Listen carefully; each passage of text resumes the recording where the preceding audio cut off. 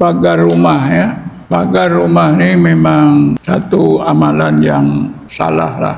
Orang yang buat pagar rumah ni, dia tak sedar. Dia telah menyerahkan keselamatan rumah dia, keselamatan diri dan keluarga dia kepada pagar rumah, bukan kepada Allah. Saya ada beberapa kawan lah yang telah membuat pagar rumah.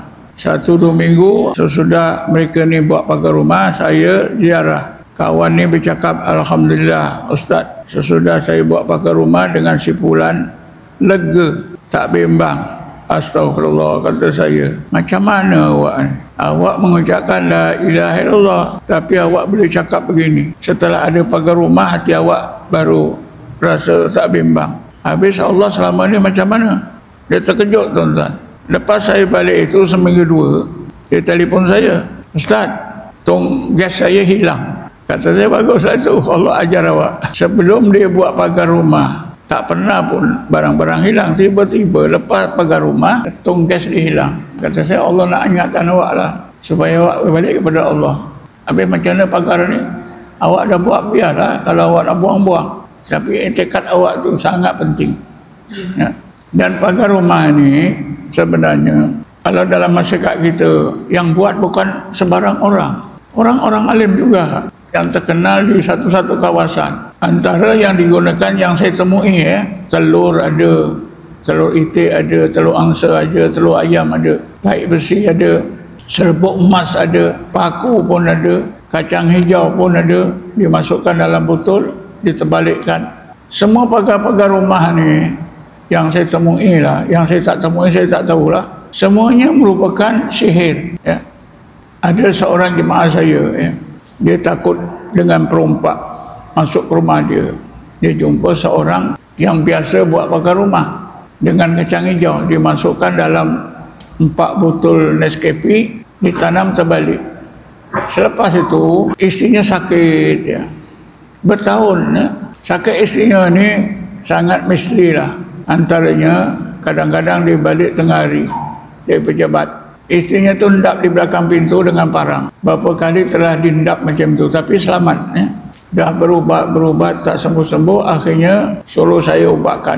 Saya pun bawa pembantu 2-3 orang, pegang betul-betul, saya pukul lah. Akhirnya isterinya ni tak sedar ya. Makcik tu tak sedar. Saya tanya, kenapa macam ni? Kenapa awak macam ni ni? Dia dalam tu cakap, ada orang nak bunuh dia. Dengan apa? Dia tanam 4 penjuru ya. Tanam apa tak tahu. Jadi saya panggil suami dia, awak ada tanam barang ke pagar rumah? Ada. Apa dia? Kacang hijau. Dia cerita semua. Kata saya, besok awak gali, kerana waktu tu malam ambil semua, masukkan dalam air dan baldi ini yang saya bacakan, buang. Bila dia buang ni tuan-tuan, maghrib hari itu, dia sembahyang maghrib, orang ini tengah sembahyang tu melompat seekor kijang daripada dada dia. Saya kata, awak khayal ke? Tak ada, macam betul, real betul. Lepas tu dia malam tu dia tidur, apa ni, pelanduk bukan kijang, pelanduk itu lari dari kawasan rumah dia beratus-ratus ekor. Lepas tu barulah isteri dia sembuh Ini pagar rumah kacang hijau. Rupanya gunakan apa? Gunakan jin tanah. Akhirnya jin tanah ini serang anak bini dia. Jadi siapa-siapa nak pagar rumah tuan-tuan yang guru saya ajar, sembahyang sunat taubat, sembahyang hajat 2 rakaat. Lepas tu baca ayat kursi sebanyak 7 kali. Setiap sampai ayat wala ya'udu khibduma wala ya'udu khibduma itu diulang seolah-olah mengelilingi rumah kita sambil minta kepada Allah supaya Allah selamatkan. Itu lebih baik Ataupun amalkan saja ayat manzil. Karena ayat manzil itu memang ada silsilahnya yang bersambung-sambung kepada Rasulullah. Mula-mula Rasulullah ajarkan Sayyidina Umar. Begitulah sampai ke zaman kita. Ayat manzil ni ada 3 kelebihan yang diterangkan oleh ahli hadis. Pertama, daripada bahaya sihir. Yang kedua, daripada bahaya jin dan syaitan. Yang ketiga, daripada bahaya hasad dengki manusia. 3. Jadi siapa yang biasanya hafal ayat manzil ni, Allah akan selamatkan. Saya ada satu pengalaman dah. yang benar-benar berlaku. Seorang kawan baru balik Azhar, dia dapat kerja jadi pensyarah UIA. Satu malam rumah dia dimasuki pencuri, banyak barang yang hilang. Dia tak sedar, bangun pagi rupanya malam dah masuk pencuri, geledah, ambil duit, ambil jam tangan. Jadi dia tanya saya, macam mana nak buat ni, doa-doa ni. Saya ajarkanlah ayat 33 ni. Tapi dia takut rumah itu dia pindah rumah lain, semi-detached. Dia masuk rumah baru ni, tapi dia dah baca ayat 33. Satu malam, rumah dia pun dimasuki pencuri, geledah habis. Tapi satu barang pun tak hilang. Pencuri ini sesudah masuk rumah dia, masuk rumah jiran yang sebelah lagi semi-detached. Bila perompak ni masuk rumah yang kedua sebelah rumahnya, entah macam mana pencuri ini tersentuh isteri tuan rumah. Si isteri menjerit, perompak ni lari lintang pukang, bangun. Rupanya kawan saya yang sebelah ni rumah dia pun sudah terbuka pintu. Jadi diagakkan pencuri ini pergi rumah kawan saya dulu, lepas tu baru sebelah.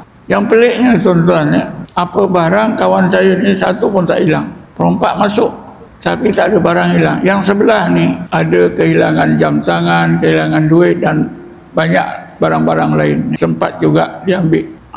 Itu kelebihannya. Jadi ustaz ni cerita dengan saya, baguslah ayat 33. Walaupun perompak masuk, tapi barang saya tak ada yang hilang. Ada satu rumah yang baca ayat ni. Masuk perompak, diikat tangan suami isteri. Dia duduk berdua. Barang-barang semua diambil. Yang mahal-mahal. Termasuklah apa? Cincin perkahwinan orang itu.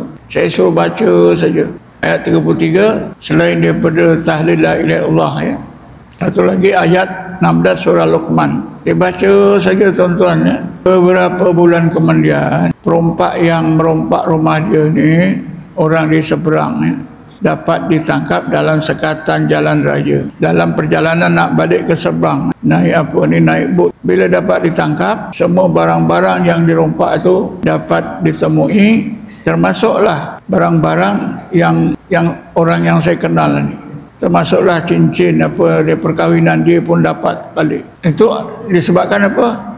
Amalan ayat 33. La ilaha illallah. Satu lagi ayat 16 surah Luqman.